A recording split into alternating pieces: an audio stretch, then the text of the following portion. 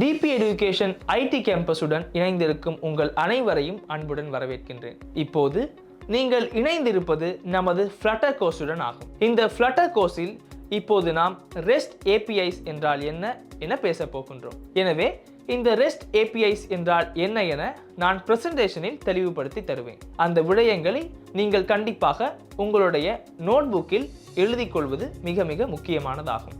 அப்படியாக ஞாபகத்தில் வைத்துக் கொள்ளுங்கள். இந்த ரெஸ்ட் ஏபிஐஸ் ஆனது மொபைல் அப்ளிகேஷன்ஸில் மட்டும் பயன்படுகின்ற ஒரு விடயம் அல்ல. இந்த கன்செப்ட் நீங்கள் கண்டிப்பாக ஞாபகத்தில் வைத்திருக்க வேண்டிய ஒரு விடயம். இதில் ரூல்ஸ் வகையொன்று உள்ளது. இந்த விடயங்களை சரியாக ஞாபகத்தில் வைத்துக் கொள்ள வேண்டியது அவசியமாகும். அப்படியானால் நாம் இந்த ரெஸ்ட் ஏபிஐ ஒன்று என்றால் என்ன என இப்பொழுது பார்ப்போம். நான் முந்தைய செக்ஷனில் ஃப்ரண்ட் எண்ட் ஒன்று என்றால் என்ன, பேக் எண்ட் ஒன்று என்றால் என்ன, ஏபிஐஸ் என்றால் என்ன, சர்வர் என்றால் என்ன, டேட்டாபேஸ் என்றால் என்ன என பார்த்தோம். நாம் ஹை லெவல் ஓவர்வியூ ஒன்றை எடுத்தோம். எனவே அதில் நாம் ஏபிஐஸ் கனெக்ட் செய்து கொள்ளும் முறைதான் ரெஸ்ட் ஏபிஐஸ் என்பது என்ன பார்த்தோம்.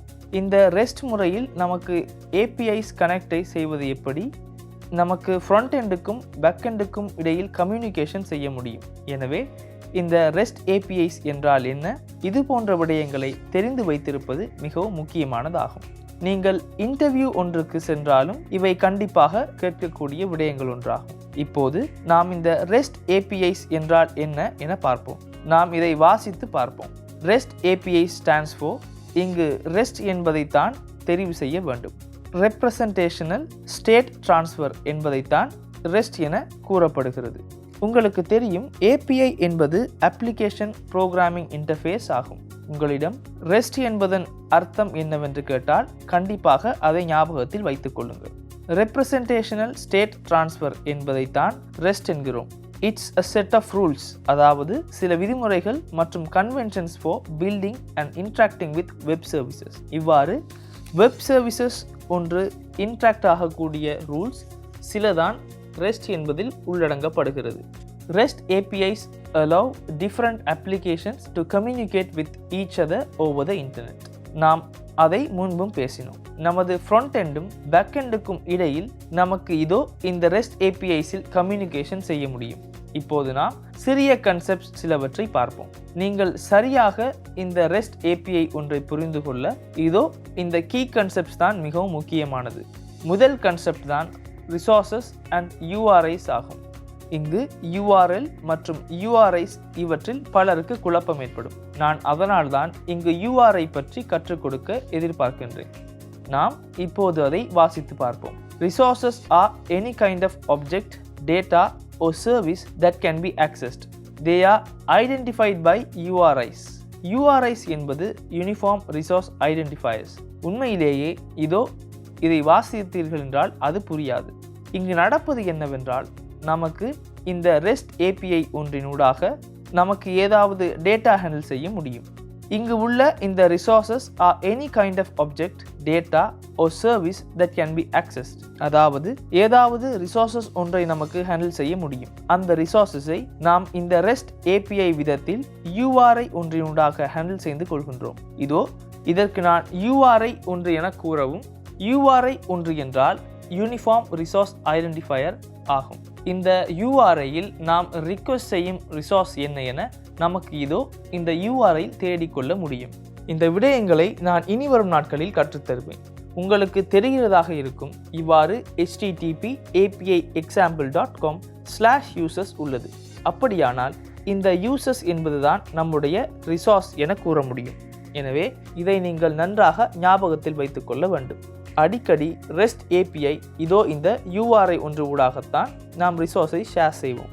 எனவே இந்த எண்ட் பாயிண்ட்ஸை சரியாக உருவாக்கும் போது நான் அதை உங்களுக்கு சரியாக கற்றுத்தருகிறேன். அதன் பிறகு இந்த எண்ட் பாயிண்ட்ஸ் ஊடாக செய்யக்கூடிய மெத்தட்ஸை, அதாவது எண்ட் பாயிண்ட் ஒன்றின் ஊடாக நாம் டேட்டா எடுப்போமா, டேட்டா ஸ்டோர் செய்வோமா, இதோ இந்த விடயங்களை நமக்கு 4 முறைகளின் கீழ் பகுதிப்படுத்த முடியும். இவற்றுக்கு நாம் HTTP மெத்தட்ஸ் என கூறுவோம். REST APIs use standard HTTP methods to perform operations on resources. நான் கூறினேன், ரிசோர்சஸ் ஊடாக செய்து கொள்ள ஆப்பரேஷன்ஸ் சில உள்ளன. அவற்றை நமக்கு இந்த HTTP மெத்தட்ஸ் கீழ் பெர்ஃபார்ம் செய்து கொள்ள முடியும். முதல் HTTP மெத்தட் தான் கெட். கெட் என்பது ஏதாவது எடுப்பதாகும். உங்களுக்கு ஞாபகம் இருக்கும், முன்பு நாம் யூசர் டீடைல்ஸ் சிலவற்றை ரிக்வெஸ்ட் செய்தோம். அதாவது யூசர் டீடைல்ஸ் வகைகளை எடுப்போம். சரி, இந்த கெட் என்பதில் என்ன நடக்கிறது? Retrieve data from the server. Server ஊடாக டேட்டாவை எடுப்பதுதான் இந்த கெட் என்பதில் செய்வோம். இரண்டாவது மெத்தட் போஸ்ட் மெத்தட் ஆகும். போஸ்ட் ரிக்வெஸ்ட் ஒன்றை நமக்கு செய்ய முடியும்.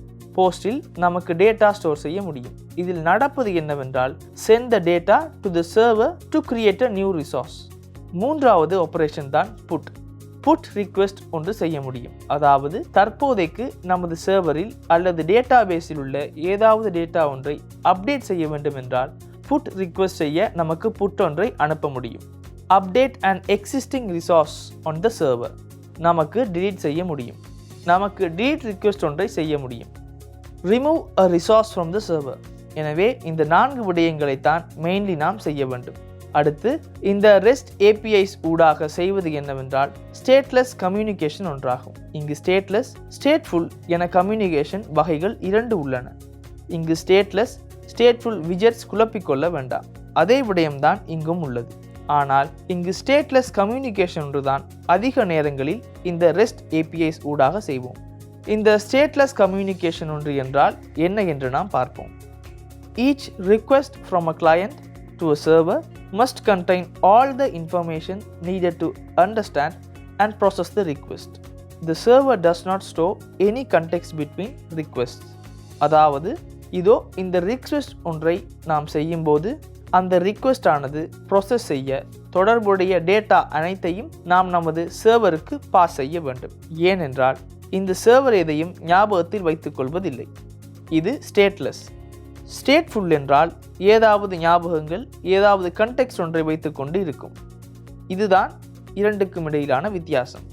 அடுத்து இப்போது உங்களுக்கு புரிய வேண்டும், நாம் இங்கு பேசிக்கலி செய்வது API ஒன்றினூடாக ஃப்ரண்ட் எண்ட் மற்றும் பேக் எண்ட் இடையில் கனெக்ஷன் அல்லது கம்யூனிகேஷன் செய்வதாகும்.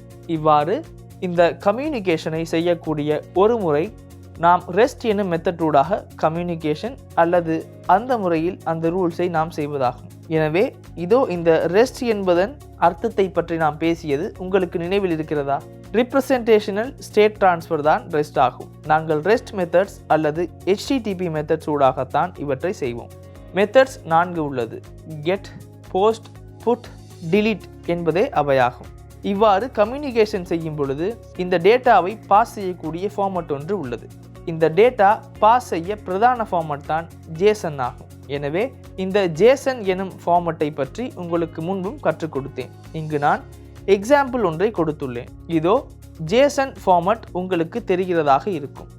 ஸ்ட்ரிங் மற்றும் டைனமிக் டைப் மேப் ஒன்றுதான் இங்கு உள்ளது. REST APIs typically use JSON. JSON என்பது JavaScript Object Notation என்பதாகும். To exchange data. இவ்வாறு ஃப்ரண்ட் எண்ட் மற்றும் பேக் எண்ட் இடையில் டேட்டா எக்ஸ்சேஞ்ச் செய்வது, தொடர்புடைய டேட்டா கம்யூனிகேட் செய்வது, அதாவது இவ்வாறு டேட்டா பாஸ் செய்வது இதோ இந்த JSON எனும் ஃபார்மட்டில் தான். இங்கு XML என ஃபார்மட் ஒன்று உள்ளது. நாம் அதிகம் யூஸ் செய்வது இந்த JSON எனும் ஃபார்மட் ஆகும். இப்போது நாம் மீண்டும் நமது டிராயிங் போர்டுக்கு வருவோம். இப்போது இங்கு நிறைய புதிய விடயங்களை கற்றுக்கொண்டோம்.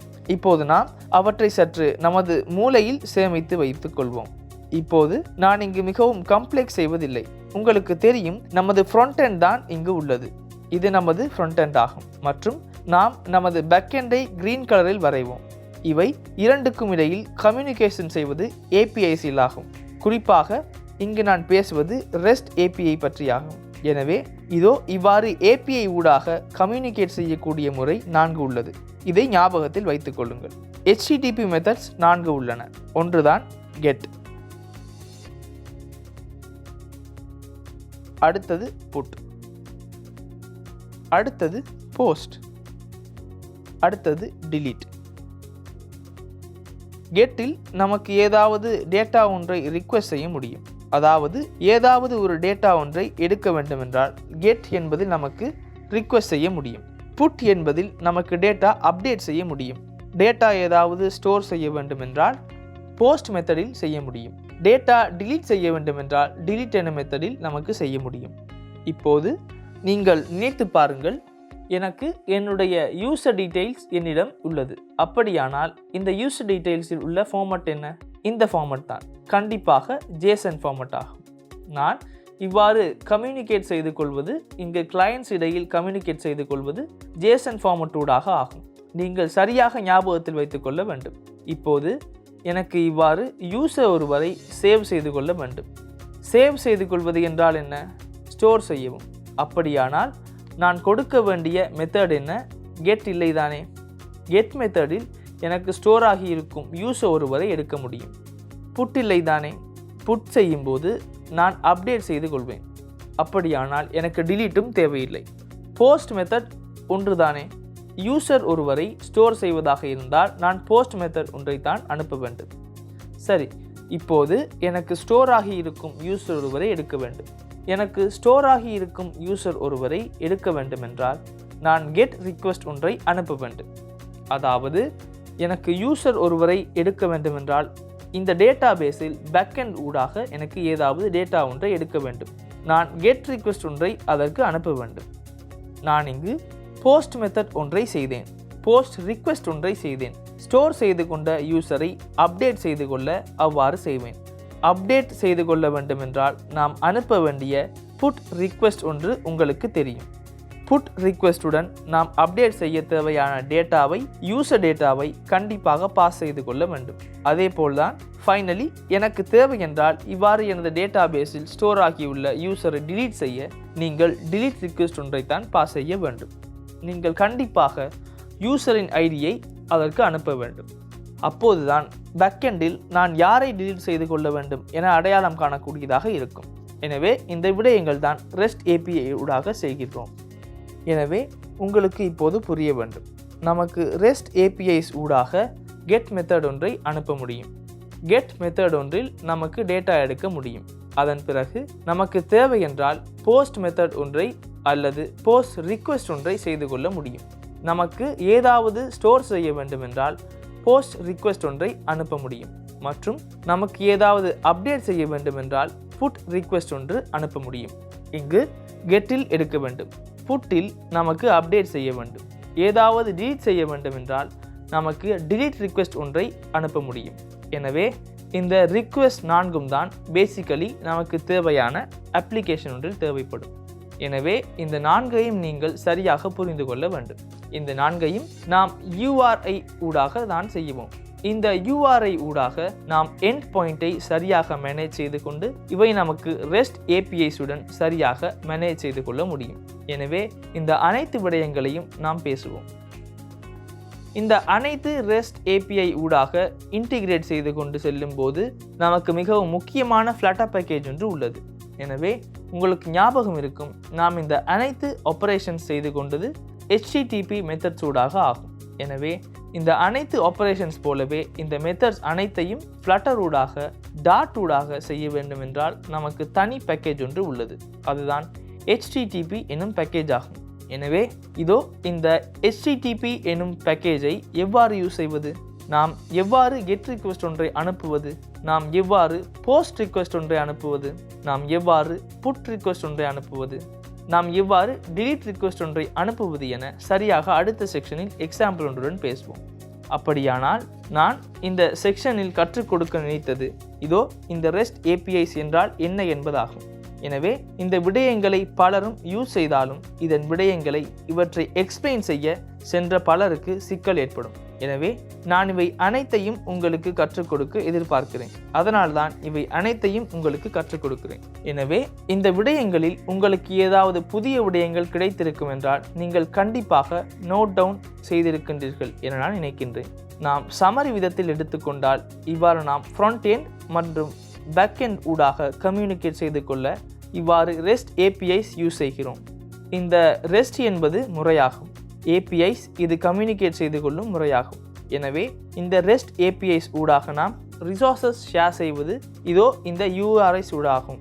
இவ்வாறு URIs ஊடாகத்தான் நாம் ரிசோர்ஸஸ் ஷேர் செய்வோம்.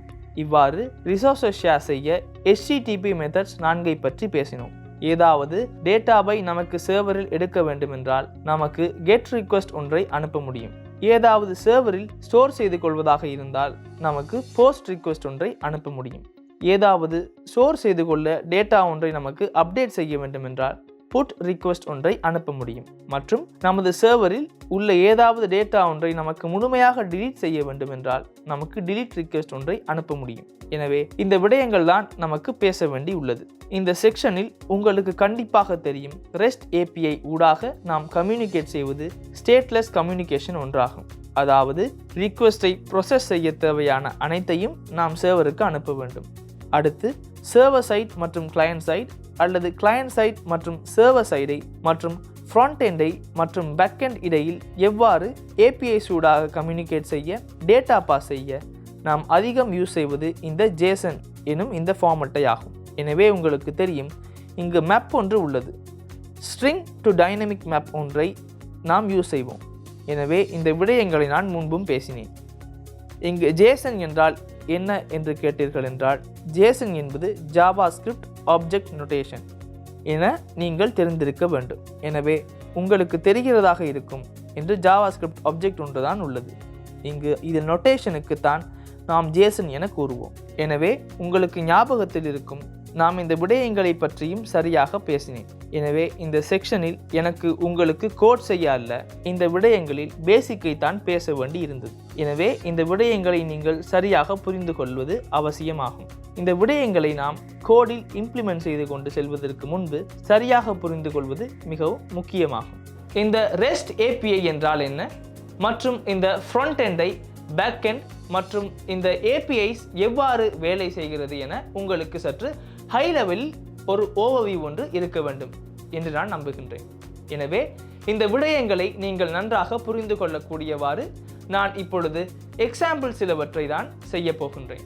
எனவே இங்கே HTTP மெத்தட்ஸ் 4 உள்ளது. ஒன்று, நமக்கு கெட் ரிக்வெஸ்ட் கொடுக்க முடியும். அடுத்தது போஸ்ட் ரிக்வெஸ்ட் ஒன்று. அடுத்தது தான் புட் ரிக்வெஸ்ட். இறுதியாக டிலீட் செய்ய வேண்டும். அடுத்தது ஏதாவது டிலீட் செய்ய வேண்டும் என்றால் டிலீட் ரிக்வெஸ்ட் ஒன்றை கொடுப்பது ஆகும். எனவே இந்த ரிக்வெஸ்டை நாம் செய்து கொள்ளும் விதத்தை தான் இப்போது நாம் கற்றுக்கொண்டிருப்போம். எனவே நாம் இவற்றை இப்போது கோடில் இம்ப்ளிமெண்ட் செய்யத்தான் போகிறோம். எனவே இந்த விடயங்களை டெஸ்ட் செய்ய நாம் டேட்டாபேஸ் போன்ற விடயத்தை செட்டப் செய்து வைத்துக்கொள்ள வேண்டும். ஆனால் உங்களுக்கு இன்னும் டேட்டாபேஸ் ஒன்றை செட்டப் செய்து கொள்ள தெரியாது. இந்த விடயங்கள் அனைத்தையும் ஒரே தடவையில் கற்றுக் கொடுத்தால் அது உங்களுக்கு கடினமான விடயமாக இருக்கும் அல்லது குழப்பம் ஏற்படலாம். அதனால் இந்த APIஸ்க்கு டெஸ்ட் பிளாட்ஃபார்ம் ஒன்று உள்ளது. இங்கு நாம் ஃபேக் API என பிளாட்ஃபார்ம் ஒன்றை யூஸ் செய்வோம். இப்போது நாம் அடுத்த செக்ஷனில் இந்த ஃபேக் API என்பதை யூஸ் செய்து கொண்டு நாம் ப்ராடக்ட்ஸை ஃபெட்ச் செய்து கொள்வது எவ்வாறு என பார்ப்போம். நமது கெட் ரிக்வெஸ்ட் ஒன்றை அனுப்பித்தான் நாம் ஃபெட்ச் செய்ய வேண்டும். நாம் அடுத்த செக்ஷனில் ஃபெட்ச் எடுத்துக்கொண்டு நமது அப்ளிகேஷனில் டிஸ்ப்ளே செய்து கொள்வோம்.